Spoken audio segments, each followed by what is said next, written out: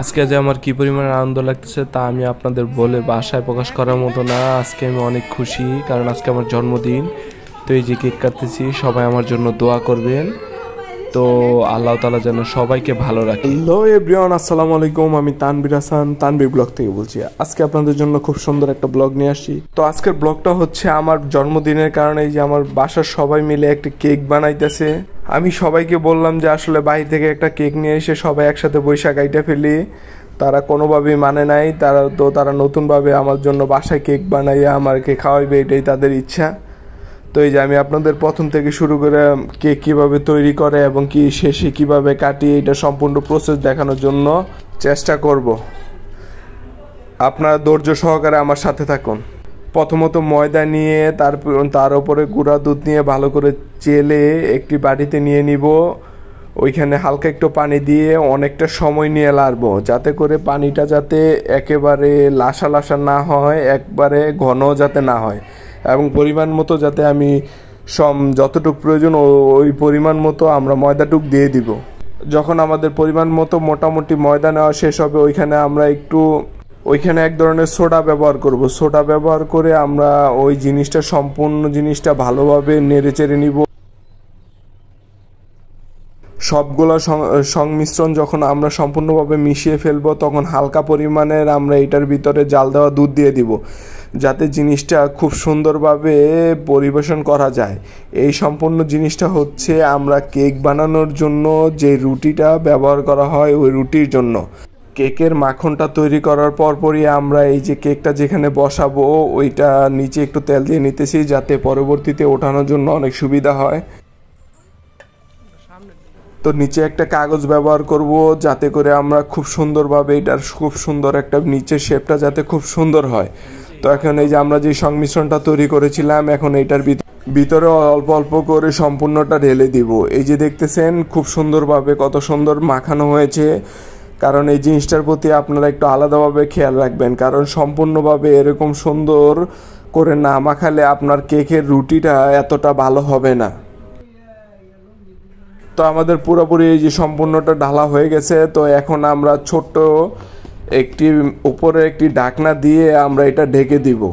ঢেকে দিয়ে গ্যাসের অথবা চুলাতে উপরে দেখব মোটামুটি তাপ আসে এরকম একটা জিনিসের বা তাওয়ার উপরে আমরা এইটা বসিয়ে দিয়ে উপরে একটি ভারী জিনিস দিয়ে দিব, যাতে যখন এটা হিট হবে ভিতরে রুটিটা যেন না পুড়ে যায়। তো ওইটার কাজ শেষ করে এই যে অন্য একটা অংশে আমরা 2টা ডিম, একটু দুধ ও একটু চিনি নিয়ে নিলাম। তো চিনির ভিতরে এই যে সম্পূর্ণ যেই দুধটা দেখতেছেন, এই দুধটার আমরা ঢেলে দিব। তো তার আগে আমরা 2টা ডিম এর চিনির মাঝে ঢেলে দিলাম এবং কি ভালোভাবে 2টা ডিমই নাড়াচাড়া করে নিব।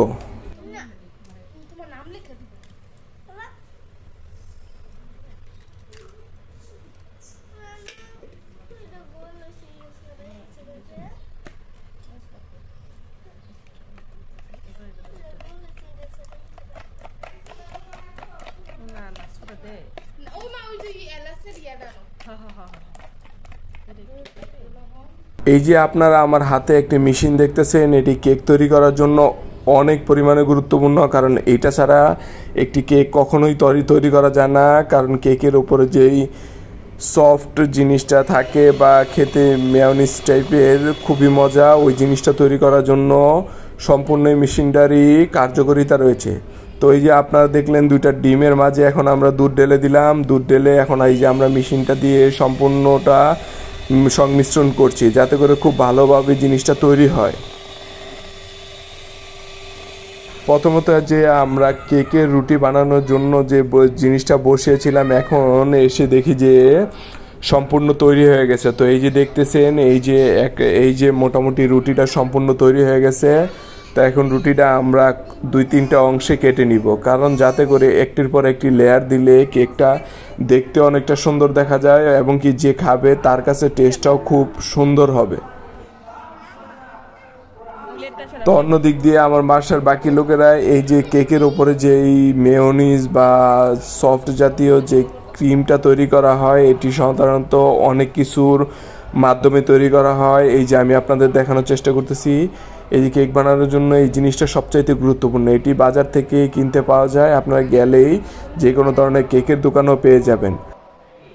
তো এই যে পরিমাণ মতো আমাদের যতটুকু প্রয়োজন ওই প্রয়োজন মতো আমি নিয়ে নিতেছিলাম। তো সাথে সাথে আরও অনেক কিছু দিতেছিলাম। তো উপরে মেয়োনিজের জন্য আমরা এই যে এইটা ব্যবহার করছি, তো এইটাই আসলে কেক তৈরি করার জন্য এটাই সম্পূর্ণ ব্যবহার করা হয়। তো কেকটা মজা হওয়ার জন্য এই যে আমরা সাথে কনডেন্স মিল্ক দিয়ে দিতেছিলাম, এবং কি সাথে সাথে আমরা গুঁড়া দুধ, তাছাড়াও আরও এই যে ঘি, আরও অনেক কিছু ব্যবহার করতেছিলাম। এই যে একে একে করে দেখতে থাকেন, এই যে কতটুকু পরিমাণ মতো দিয়ে দিতেছিলাম। তো একটা কেক বানাতে যদি এত পরিশ্রম আসলে আগে জানা থাকলে আমি কখনোই বাসায় বানাইতে বলতাম না। তো যাতে করে আমি খুব সহজে আমি বাহির থেকে একটা কেক কিনে নিয়ে আসতাম। কিন্তু আমাদের সবার খুব মানে আগ্রহ ছিল যে একটা কেক বানাবে বাসায় আমার জন্মদিন উপলক্ষে। তো এই যে আপনারা দেখতেছেন যে কত কিছু দিয়ে তৈরি হয় একটা কেক। তো আগে জানা না থাকলে আপনারা আমার সম্পূর্ণ ভিডিওটা দেখলে অবশ্যই বুঝতে পারবেন যে একটার পর একটা কোন জিনিসটা দিচ্ছি আমি সম্পূর্ণ প্রসেসটাই আপনাদের ভিডিওর মাধ্যমে দেখিয়ে দেওয়ার খুব চেষ্টা করছি। তো পরিশেষে আবারও আমরা গুঁড়া দুধ দিয়ে জিনিসটা এই যে কিছুক্ষণ সময় রেখে দেব। আমি আপনাদের প্রথমেই দেখেছিলাম এই মেশিনটা দিয়ে কতটুকু কেক বানানোর জন্য কার্যকরী। এই যে এই মেশিনটার সাহায্যে সব কিছু সংমিশ্রণ একত্রিত করা হয়। তো এই কাজটা মোটেও সহজ না, এই কাজটা অনেকটা সময় নিয়ে করতে হয়। কারণ আপনি যদি এটার পিছনে সময় ব্যয় না করেন তাহলে কখনোই আপনার উপরে যেই ক্রিম বা মাখন এটা কখনোই এত শক্ত হবে না, আর কি দেখতে এতটা সুন্দর মনে হবে না। এই যে দেখতেছেন অনেক সময় নিয়ে আমরা এই একটা সংমিশ্রণটা মিশাই।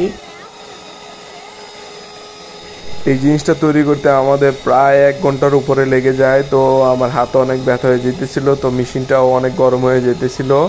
তো প্রায় 5-7 মিনিট পরই আমি মেশিনটা অফ করে কিছুক্ষণ রেস্ট করে আবার মেশিনটা চালু দিই। তো এই যে দেখতেছেন কী পরিমাণ স্পিডে মেশিনটা ঘুরতেছে। তো কেকে সাধারণত খাবারের ওপরে বিভিন্ন রং বেরঙের এই ক্রিমটা দেখতে পাই, এটি হচ্ছে ফুড কালার। তো এই যে এখানে আমরা 2টা ফুড কালারও কিনে নিয়ে আসছিলাম। তো এই যে ফুড কালারগুলো একটা হচ্ছে লাল, একটা হচ্ছে ইয়েলো। তো এটি দিলে খুব সুন্দর একটা কালার সংমিশ্রণ তৈরি হয়। এই যে আমি আপনাদের দেখিয়ে দিতেছি, এই যে হলুদ কালারটা, এই যে দেখেন কত সুন্দর। আমরা ওই যে ক্রিমটা যে তৈরি করেছিলাম ওই ক্রিমটার সাথে এই যে ফুড কালারটা মিলিয়ে দিয়েছি। আপনাদের আসলে চিন্তার কোনো কারণ নাই, এটা মানুষের খাইতে পারে। তো এটা হচ্ছে ফুড কালার। তো এই কালারটা খাইলে কোনো কিছুই হবে না, তো আসলে এতটা ক্ষতিও না।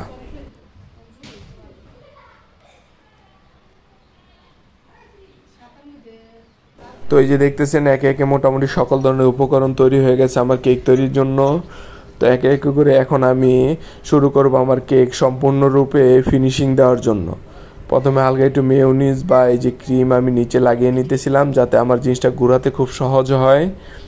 তো রুটিগুলো আমি স্লাইস করে নিয়েছিলাম, কারণ ভিতরে যখন আমি রুটির ভিতরে মাখন দিয়ে দিব বা কেক দিয়ে দিব, রুটিটা বা কেকটা খেতে খুবই সুস্বাদু হবে। তো এই যে হালকা একটু চিনির পানিও আমি নিয়ে নিয়েছিলাম, কারণ আমরা যখন কেকটা তৈরি করব কেকটা অনেক শক্ত হয়ে যাবে। তো চিনির পানি দিয়ে দিলে আসলে কেকটা খুব খেতে খুব সফট বা খুব নরম হবে। তো এই যে একে একে পরত আমরা দিয়ে উপরে ক্রিম দিয়ে দিতেছিলাম। তো এই যে দিয়ে দিলাম, এই যে আর এইটা মোটামুটি শেষ হলে তো এটার উপরে আরেকটা কেকের অংশ দিয়ে দিব। দিয়ে দেওয়ার পরে ঠিক এরকমভাবে আরেকটা কেকের উপরে আরেকটা দিয়ে দিব, যাতে করে ফাইনাল লুকটা আপনারা দেখার জন্য কিছুক্ষণ অপেক্ষা করুন যে আসলে কীরকম সুন্দর হইলো। এর আগে যেহেতু আমরা কেক তৈরি করি না, এটা আমাদের প্রথম কেক, তো ইনশাল্লাহ যথেষ্ট পরিমাণে ভালো হবে।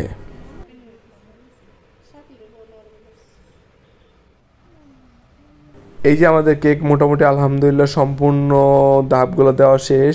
তো এখন এই যে আমরা দিক দিয়ে ক্রিমগুলো বসাইতেছিলাম। তো এই যে ক্রিমগুলো এই যে আমরা যেহেতু নতুন আসলে ওইরকম ফিনিশিং দিতে পারতেছিলাম না, তারপরও চেষ্টা করতেছি যাতে খুব সুন্দর হয় আমাদের কেকটা। তো এখন আমাদের মোটামুটি ফাইনাল লুক কেকটা হয়ে গেছে। এই যে কেকটার মোটামুটি ফাইনাল লুকের জন্য প্রস্তুত। তো আমরাও কেকটা তৈরির পরে উপর দিক দিয়ে ডিজাইন করতেছিলাম, যে আসলে ডিজাইন না করলে আসলে একটা কেকের সৌন্দর্য বৃদ্ধি পায় না।